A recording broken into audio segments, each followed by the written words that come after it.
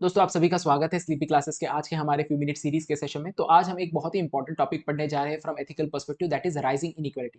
दोस्तों हमने कई सारे न्यूज रिपोर्ट्स में पढ़ा होगा कि पॉवर्टी रिडक्शन हुआ है इंडिया में और बाकी कंट्रीज में भी। इसके पीछे कई सारे कारण हैं, बट कोई ये चीज नहीं कहता कि इनइक्वालिटी भी उसी हिसाब से बढ़ी है हमारे सोसाइटी में। तो इनइक्वालिटी क्यों बढ़ी है वो जानना बहुत जरूरी है, उसके इम्पैक्ट्स क्या होते हैं वो जानना जरूरी है, और उसके ऊपर कुछ सोल्यूशन हम दे पाते हैं फ्रॉम एथिकल पर्सपेक्टिव तो वो समझना बहुत जरूरी है। तो वही चीज हम यहाँ पे देखेंगे। दोस्तों सबसे पहले देखते हैं डेटा। डेटा के ऊपर ही हम अपने ओपिनियंस रख पाते हैं। तो दो इंपॉर्टेंट रिपोर्ट यहाँ पे हमें हमारे सामने आते हैं, वो है world inequality report 2022 and survival of richest report. अब ये रिपोर्ट हमें बताते हैं कि क्या स्थिति है when it comes to inequality.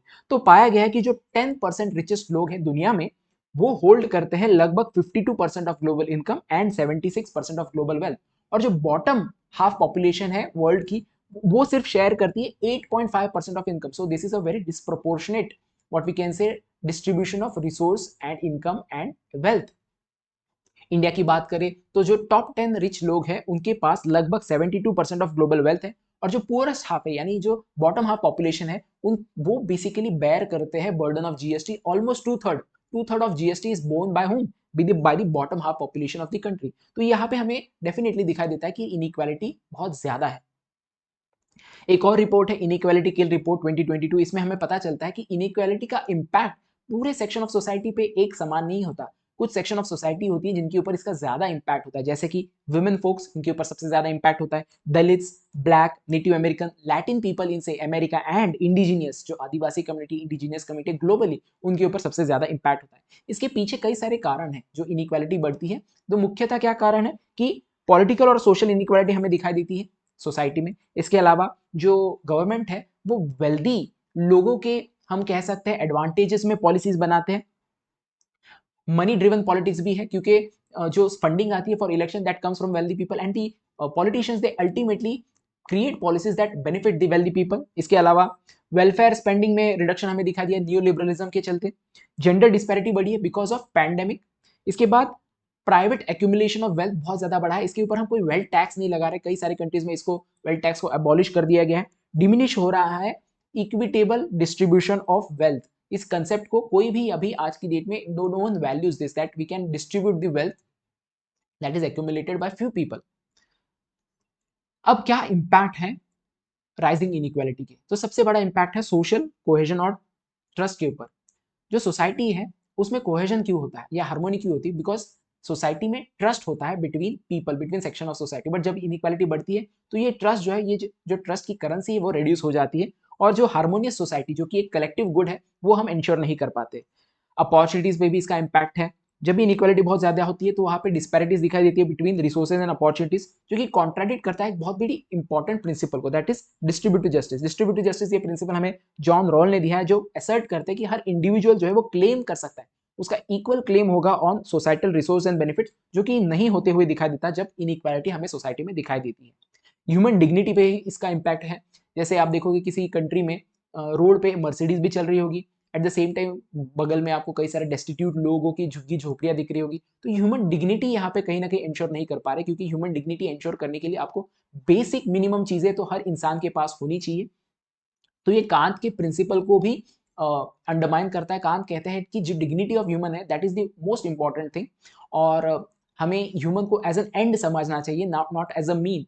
तो यहाँ पे अगर हम एंड समझते तो we have to ensure the basic necessities are taken care of.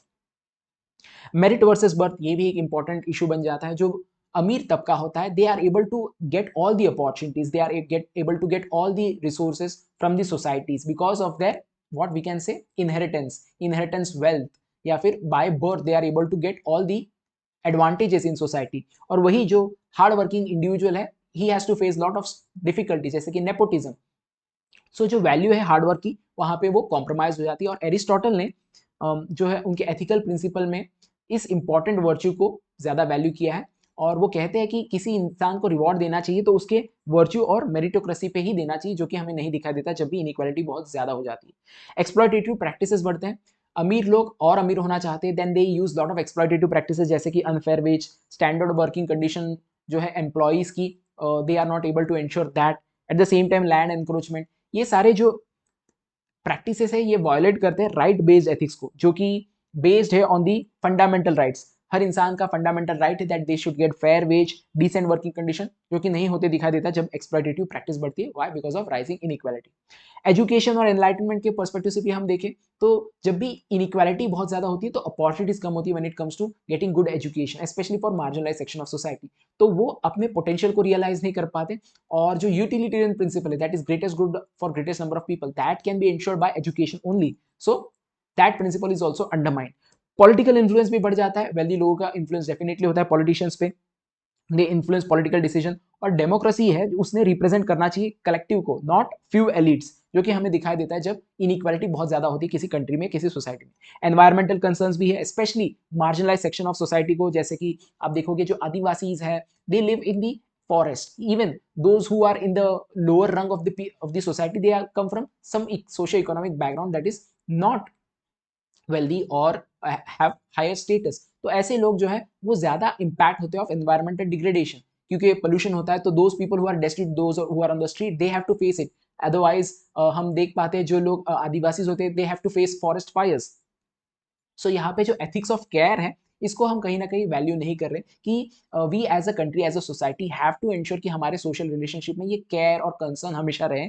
ये हमारी ड्यूटी है जो कि हम यहाँ पे वैल्यू नहीं करते। इसके अलावा जेंडर इनइक्वालिटी भी एक इंपॉर्टेंट इशू है। जेंडर इक्वालिटी में हम देखते हैं पे गैप होता है, और जो महिलाएं होती हैं उनको कम पेमेंट मिलती है। इसके अलावा लीडरशिप रोल वो जो है होल्ड नहीं कर पाती, because there is a glass ceiling.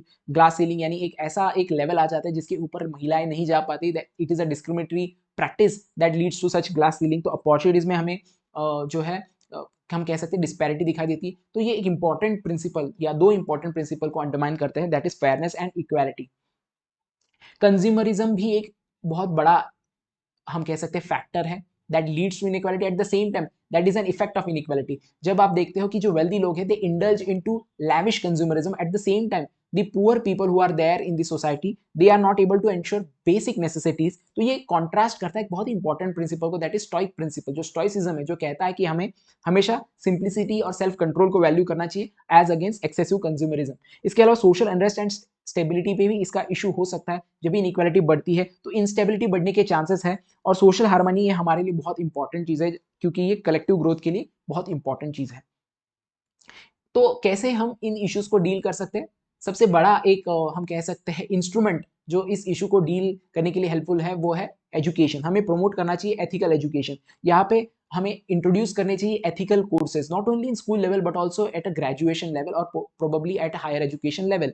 Educational institution के थ्रू जो वैल्यूज है जैसे कि फेयरनेस, जस्टिस, एम्पैथी, इनको हमें इंस्टिल करना चाहिए इन अवर यूथ। इसके अलावा अंडरस्टैंडिंग होनी चाहिए, ये अंडरस्टैंडिंग डेवलप करनी चाहिए हमें through education of distributive justice, meritocracy and human rights. Business के पर्सपेक्टिव से जो फेयर प्रैक्टिसेस है वो हमें इंश्योर करनी चाहिए, उन्हें अडॉप्ट करना चाहिए एक इंपॉर्टेंट अप्रोच को जिसे हम ट्रिपल बॉटम लाइन अप्रोच कहते हैं, जहां पे आप सिर्फ प्रॉफिट पे फोकस नहीं करते, फाइनेंशियल कंसिडरेशन नहीं होता, बट आपका environmental as well as social consideration होता है आपके एक्टिविटीज में। तो तीन चीजें आती है ट्रिपल बॉटम लाइन में। पहला है कि आपका फाइनेंशियल कंसिडरेशन, इसके अलावा environmental as well as social consideration. Universal basic income एक बहुत अच्छा टूल है जिससे हम जो है जो एब्जेक्ट पॉवर्टी है या जो इनइक्वालिटीज को रिड्यूस कर सकते हैं। यूनिवर्सल बेसिक इनकम में हम इंश्योर करते हैं कि हर इंडिविजुअल को एक मिनिमम बेसिक इनकम मिले हर महीने में। तो यहाँ पे हम कांतियन प्रिंसिपल को कहीं ना कहीं अप्लाई कर रहे। कांत कहते हैं कि इंडिविजुअल को एज एन एंड समझना चाहिए, नॉट एज अ मीन। जब भी हम बात करते हैं एक डिविडेंड की, जैसे कि डेमोग्राफिक डिविडेंड, जहाँ पे हम कहते हैं कि हमारा जो कंट्री है वो बहुत ही यंग यंग लोगों से पॉपुलेटेड है, तो इसका डिविडेंड जो है हमें मिलेगा, यानी इसका बेनिफिट या एडवांटेज मिलेगा। तो कहीं ना कहीं हम यूथ को या इंडिविजुअल्स को रिसोर्स के रूप में देख रहे हैं जिसका यूटिलिटी है कि ये ग्रोथ में हमें हेल्प करेगा। बट हमें कांतियन प्रिंसिपल के पर्सपेक्टिव से अगर देखें तो जो आपकी यूथ है या आपकी जो population, they should be end in themselves. और ये आप कब इंश्योर कर पाएंगे? जब आप उनके वेलफेयर को जो है ज्यादा इंपॉर्टेंस देंगे rather than utility, rather than their usefulness. Gender equality के इनिशिएटिव्स हम ला सकते हैं, जैसे कि कॉर्पोरेट्स के लिए हम इंसेंटिव्स दे सकते हैं। अगर वो महिलाओं का जो प्रोपोर्शन है या फिर जो उनका कंपोजिशन है वो बड़ा है इन देयर वर्कफोर्स, या उनको लीडरशिप रोल दे, then we will ensure that some incentive is given, say tax benefit मिल सकता है फ्रॉम गवर्नमेंट। तो ये भी एक तरीका है जिससे हम इनइक्वालिटी को रिड्यूस कर सकते हैं। इको एथिकल मेजर्स भी लिए जा सकते हैं, जैसे कि एनवायरमेंट इम्पैक्ट असेसमेंट और जो सोशल इम्पैक्ट असेसमेंट है, स्पेशली जब हम डेवलपमेंट प्रोजेक्ट्स करते हैं in areas which are populated by marginalise section. Regulation होना चाहिए ऑफ एक्सप्लॉटेटिव प्रैक्टिसेस, इसके लिए हमें लेबर लॉज को स्ट्रेंथन करना पड़ेगा। लॉन्च करने पड़ेंगे कैंपेन जहाँ पे हम इन्फॉर्म करें वर्कर्स को कि उनके राइट्स क्या है और अगर उनके साथ एक्सप्लॉटेशन हो रहा है तो उसको कैसे डील किया जा सकता है। एक्सेसिबल करना पड़ेगा क्वालिटी एजुकेशन, इसके लिए आप यूनिवर्सल एजुकेशन इसको इंश्योर कर सकते हैं। और करिकुलम भी ऐसा होना चाहिए जहां पे स्ट्रेस किया जाए on ethical values, critical thinking and civic responsibility. Inclusive policy making होनी चाहिए, यानी हर एक तबके का इंटरेस्ट सिक्योर करना चाहिए। स्पेशली जो मार्जिनलाइज सेक्शन है उनको हमें इन्वॉल्व करना पड़ेगा not only in policy making but also decision making process. This will reflect the Aristotelian concept of polity या community where what he says is that the best interest of entire community should be considered in your policy making।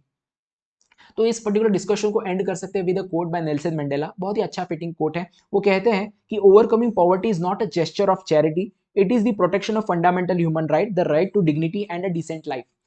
इसका मतलब क्या है? हम कहते हैं कि हमने पॉवर्टी रिड्यूस की, कई सारे जो गवर्नमेंट्स है वो बोस्ट करते हैं हमने इतनी पॉवर्टी रिड्यूस की, उतनी पॉवर्टी रिड्यूस की। ये कोई चैरिटी नहीं कर रहे हो, it is their basic duty, because what Nelson Mandela says it is the fundamental human right to have decent life, to have dignity। और ये इंश्योर करना ये हमारे गवर्नमेंट का काम है as per social contract theory, जिसमें हमने अपनी कुछ लिबर्टीज गिव अप करे हैं। Why? Because we have consider government और the society as regulating mechanism where they will ensure कि जो रिसोर्सेस हैं वो डिस्ट्रीब्यूट हो इक्विटेबली इफ नॉट इक्वली। तो ये कोड जो है नेल्सन मंडेला का, ये एप्टली एनकैप्सुलेट करता है essence of our discussion, emphasize करता है इनहेरेंट ह्यूमन राइट्स को to a life of dignity, और एड्रेस करने की कोशिश करता है inequality which is just not an act of charity but fundamental necessity for safeguarding this rights. तो ये तो था हमारा डिस्कशन ऑन इनइक्वालिटी। अभी मैं आपको हमारे कोर्स के बारे में बताना चाहता हूँ। जो शिल्पी क्लासेस का बहुत ही अफोर्डेबल कोर्स है फॉर जनरल स्टडीज, अगर आप 2024 को प्रिपेयर कर रहे हो फॉर यूपीएससी। इसमें आपको जो है होलिस्टिकली आपका जीएस का प्रिपरेशन हो जाएगा। कंप्लीट जीएस कंटेंट मिलेगा आपको, 500 प्लस आवर्स का कंटेंट है, ऐसे की कंटेंट आपको मिलेंगे, ऐसे की पढ़ाई होगी आपकी। इसके अलावा सब्जेक्ट वाइज डेली आपको करंट अफेयर्स प्रोवाइड किए जाएंगे, सेक्शनल क्विज होंगे जहां पे आप अपनी नॉलेज को टेस्ट कर सकते हो। 100 से ज्यादा जो क्वेश्चन होंगे आपके पास फॉर राइटिंग आंसर, उसके मॉडल सोल्यूशंस होंगे, वीडियो सोल्यूशंस भी होंगे। इसके अलावा लाइव डाउट सेशन होगा, एक्सेस मिलेगा आपको टू टेलीग्राम ग्रुप, और साइकोलॉजिकल काउंसलिंग भी आप जो है यहाँ से अवेल कर सकते हैं। और इसके ऊपर और आपको इन्फॉर्मेशन चाहिए, you can call us on our number और you can visit our email address or you can contact us through our email address. So that's it from today's session. Let's meet in the next session. Till then, thanks and bye.